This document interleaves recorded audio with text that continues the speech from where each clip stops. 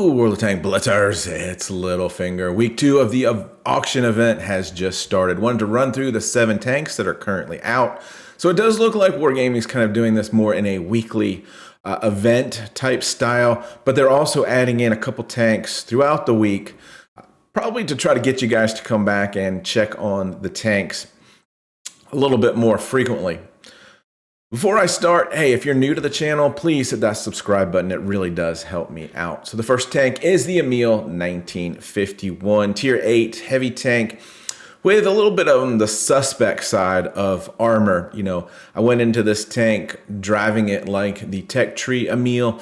Armor's nowhere near as good, but it does have much better mobility because of that. 3-shell auto loader. It's a fun tank indeed, and I do recommend the tank. However, I don't think you want to purchase it here at 8,500 or 8,000. If you can wait a couple days, let the price drop into the 7,000s.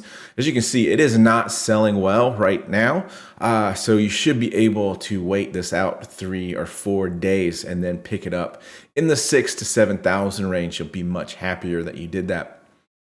The next tank, the Object 260. This is a tier 10 heavy tank, and I use that heavy. It really does not have great armor. You cannot play this tank front line. It's one of the harder tier 10 tanks to play, in my opinion, because of its lack of armor. You have to be extremely situational aware when you're in this tank, and because it's got decent mobility for a heavy tank, you find yourself advancing maybe a little bit too fast for really where the tank should be playing. 15,000 gold is probably on the high end for any tier 10 tank, in my opinion.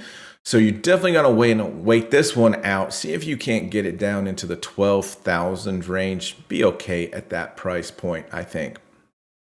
Predator Ultramarines. This is a tier 7 Hybrid Nation heavy tank. Back in the day, it used to be really difficult to play. I think they have increased the gun depression. The tank sits really, really high, so any small tank can get up beside you, and you can't even get the gun depression down.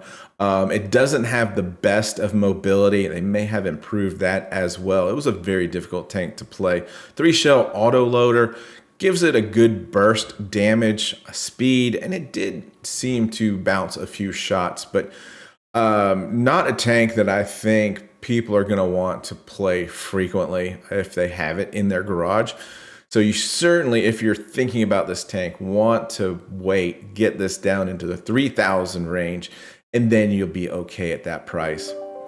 T22 medium, well, we all know tier 10.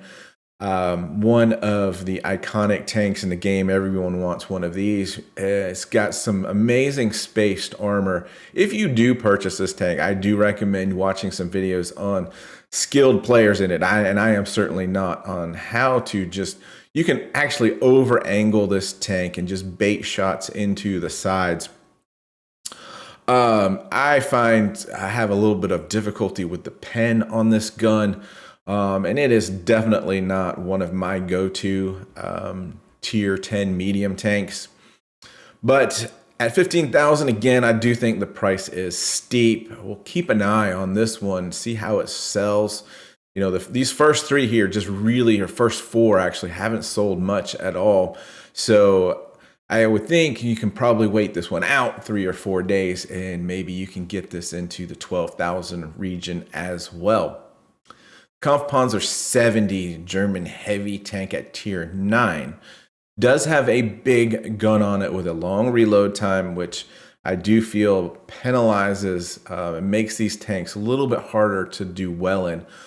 Certainly not my favorite tier 9 heavy tank. There's been some much better tanks. K91 Object.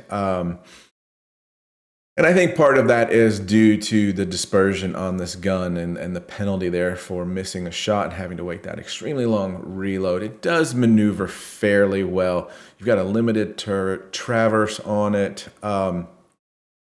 So just keep those things in mind when you play the tank. And then we've got the French AMX CDA, which is a tank destroyer with with good mobility. I like this tank. It's fun. It's got good accuracy. It does actually have a nice frontal sloped armor, which will bounce a few shots. And I'm okay with this even at 7,000 gold. And as you can see, this one is next to the T28 Defender. This one's selling out the most. So I don't think it'll stay around much below 65. You know, few people might be able to get whatever the next price is there below 65. If it's going 500, it'd be 6,000. So you might be able to sit on this a day or two and pick it up around 6,000, 6,500. But I enjoy this tank and I would recommend it even at 7,000. The T28 Defender, I am not a fan of. I know the Defender series seem to do well. People, you know, kind of enjoy them.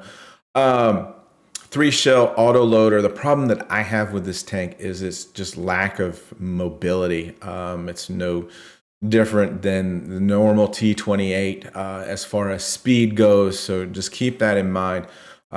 It does limit you in that regard, just being so slow. But you know, it has the unique factor of it being a 3-shell autoloader, so you don't have to wait as long in between shells to get that little bit of burst damage. And for whatever reason, it is selling the fastest here for 7,500 gold. I would wait personally and get this below 7,000 and feel okay with that price there. So we'll keep you guys updated. We'll see what tanks drop. And of course, have fun out there. Stay safe. Get educated, not fingered. Littlefinger out.